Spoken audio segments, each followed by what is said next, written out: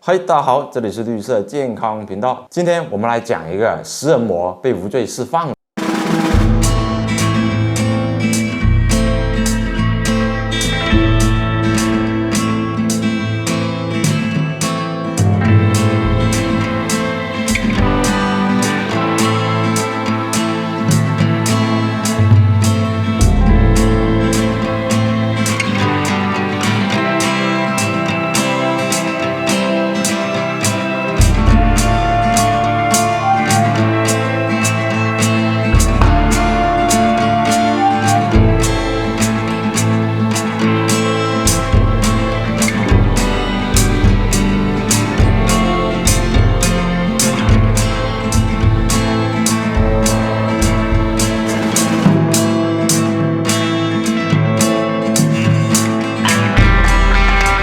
你眼前的这个长相猥琐的男人叫佐川一正，32岁，是硕士，就读于巴黎索邦大学英国文学专业。他是一个富二代，出生于富裕家庭，父亲是日本坂田水业的社长，一家大型污水处理设备制造公司，算是上层人物。母亲则是日本神户的富商家族。在这样的家庭出身，物质生活条件拉满，不过他自身的条件却存在巨大缺陷。他是一个早产儿，出生时只有巴掌大小，小腿只有铅笔那么细，且先天发育不足，患有腹膜炎和小肠炎，声音尖细，说话像女人，走路一瘸一拐的，也因此他长不高，成年后身高只有1.5米，体重30公斤，跟矮人科技同属一个重量级。由于身体原因，他不善运动，反而沉迷于文学，但同时他也不善于交际，没什么朋友，经常被人嘲笑，这使他的性格变得孤僻自卑，酝酿出了变态心理的雏形——食人癖和恋尸癖。他说，小时候叔叔经常跟他玩吃人的游戏，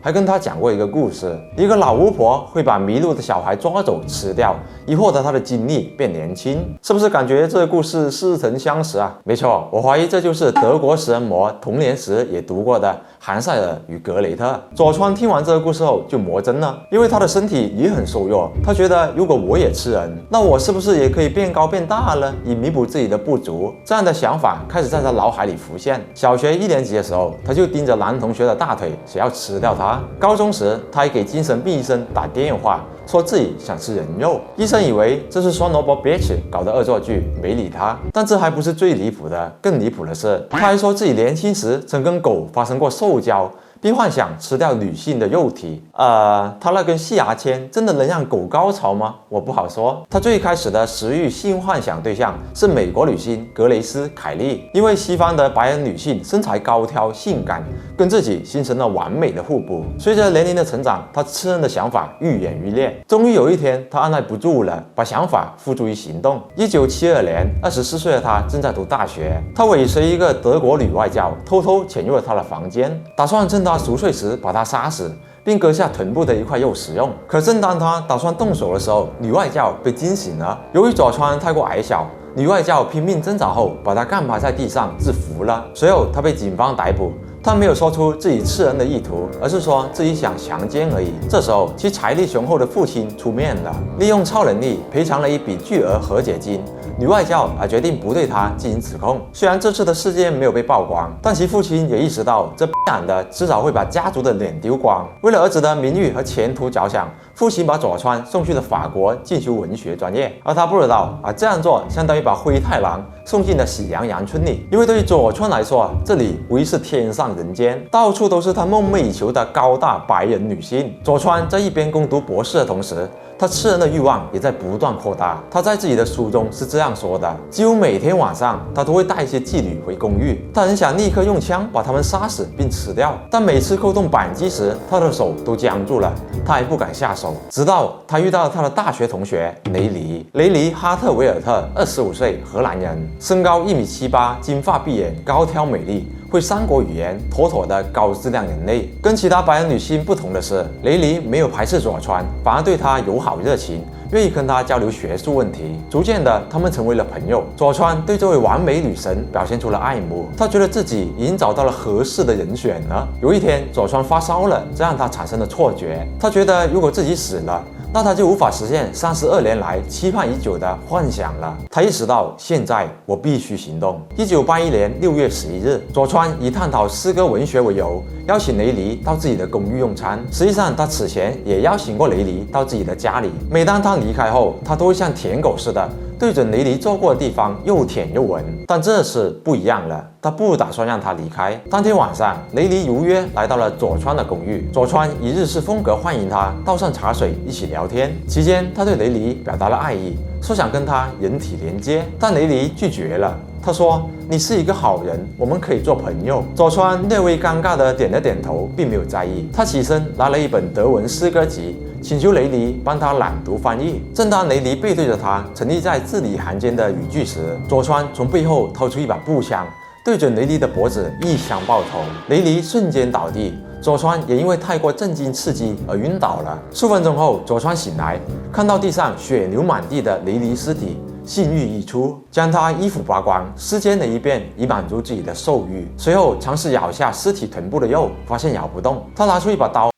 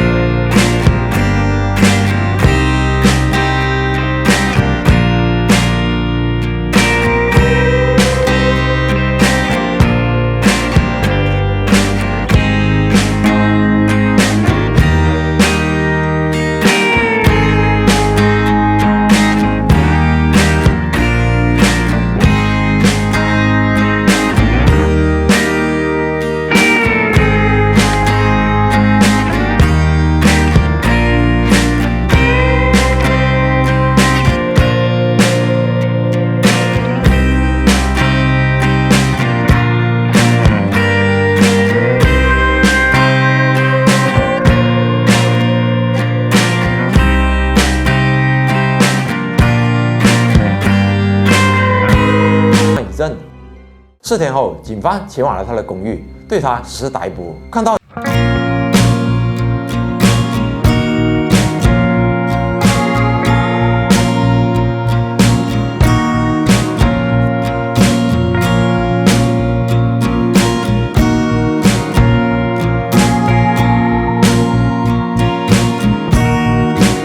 丑陋又虚弱，形成了鲜明的对比。我觉得吃掉它可以吸取它的精华，让自己变强大。但唯一的遗憾是，没有在他活着的时候吃掉它。还想活吃，这立马跟人间猎狗有啥区别？实际上，佐川早已预料到自己是跑不掉的，警察迟早会抓到他。所以在被捕前，他给日本的父亲打了电话，坦白了自己的所作所为。父亲感到非常震惊，这样的终究还是闯祸了。为了自己的家族名誉，他立刻在巴黎找了一个顶级律师为儿子辩护。9个月后，佐川一正杀人毁尸一案开审了。面对警方提供的作案工具和人体残骸，以及目击证人报告，既有人证又有物证，且凶手还亲口承认了杀人。无论怎么看，他的杀人罪行都可以说实锤了，不可能翻身。所以不出意外的话，佐川肯定是要接受法律的制裁。然而不出意外的是，出意外了。在法官查看他的病。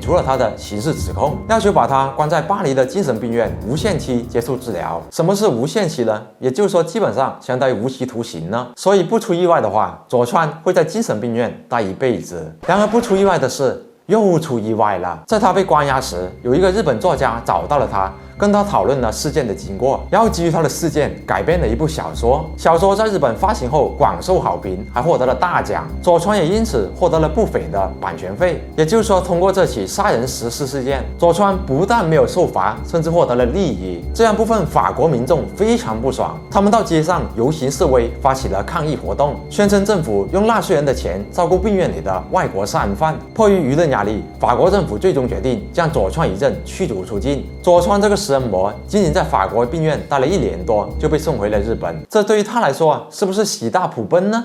也不是，回到祖国，语言相通，都是同族人，没有了翻译的误会，他的精神病还能装吗？佐川回到日本后，被送到了东京的精神病院接受治疗。然而医生通过几个月的观察后，发现他似乎没有精神病，只是心理变态。如果是这样的话，他是需要承担刑事责任的。1985年，日本警方决定再次对佐川的案件展开调查，并打算以杀人抛尸罪对他进行指控。不出意外的话，佐川可能会再次面临法律制裁。然而不出意外的是，又出意外了，因为所有的证据和线索都掌握在法国警方手里。日本警方需要请求法国方面转交证据，但法国方面却表示，我们已经对这起案件做出了判决，不能将封存的资料转交给你们。这不法国属实是反向助攻了。由于拿不出证据，日本警方只能放弃指控。在日本精神病院待了1年后，他就被无罪释放了。佐川一正这个食人魔再次侥幸逃过了正义的审判。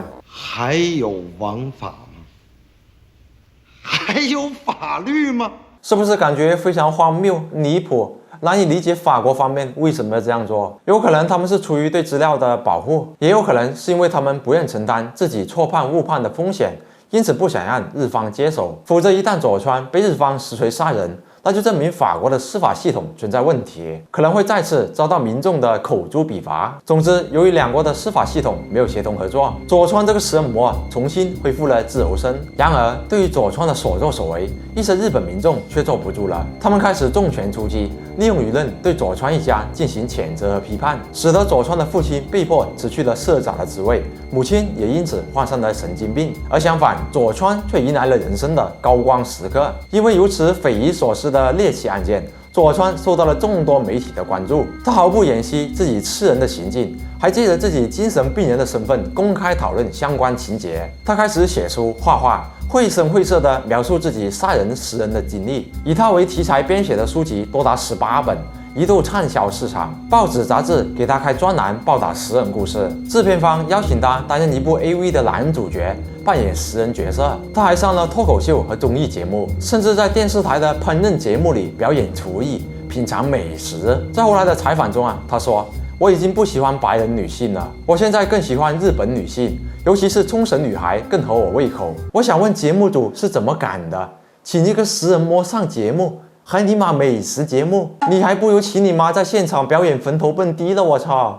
当然我们也懂，大多数人都是想利用它满足观众的猎奇心态，整节目效果而已。但这也让佐川名利双收，成为了日本的名人，靠着版权费和演出费活得潇潇洒洒。他还宣称不觉得自己做错了什么，公众让我成为了同类相识的教父，我对此感到高兴。一个食人魔竟然成为了名人，这就像田所浩二成为了劝导员一样，属实是莫大的讽刺啊！不过佐川的 happy 生活也没持续多久，毕竟他也只是一个被人消费的小丑罢了。随着时间推移，公众对他的猎奇故事已经不感冒了，书本没人买，综艺节目也不请他做客，收入大砍。然而他无法摆脱已成习惯的奢靡生活，导致他欠了一身债。2005年，他们家族的房产被没收抵债，父亲脑溢血死亡，母亲第2天也自杀了。没有了财产，找工作也没人敢要，佐川彻底成为了无业游民，只能靠低保维持生活。然而他的变态语录仍然层出不穷，比如他说6月夏天，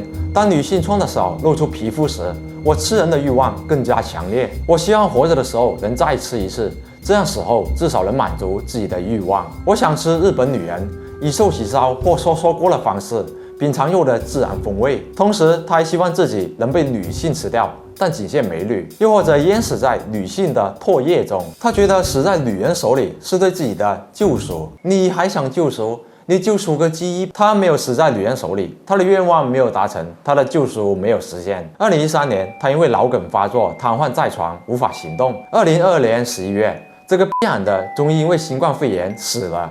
终年73岁。对于他而言，这波不得不感谢新冠病毒了，但他还是死得太幸福了，满足了自己吃人的愿望，没有受到任何惩罚，还一度名利双收，成为了世界的焦点。而那个被杀的雷尼呢，无人问津，无人记得，还成为了被佐川消费获利的对象，只不过是一个以佐川为主角的猎奇故事的附属角色罢了。在这件事上，上帝并不公平，法律并不公正，或者说并不健全，让我们反复看了一个笑话。而最让人恶心的，除了佐川这个食人魔外，还有那些把他打造成名人的媒体资本，为了利益而实在没有底线。从道德层面跟食人魔也没啥区别，我也不想多说什么了啊，你们帮我骂吧。只希望这样的笑话能成为见解，别再让罪犯躲过法律的制裁了。好的，那本期视频就到这里了。如果你喜欢的话，记得点赞关注，西人看片不迷路。这里是你的男朋友，我们下期再见，拜拜。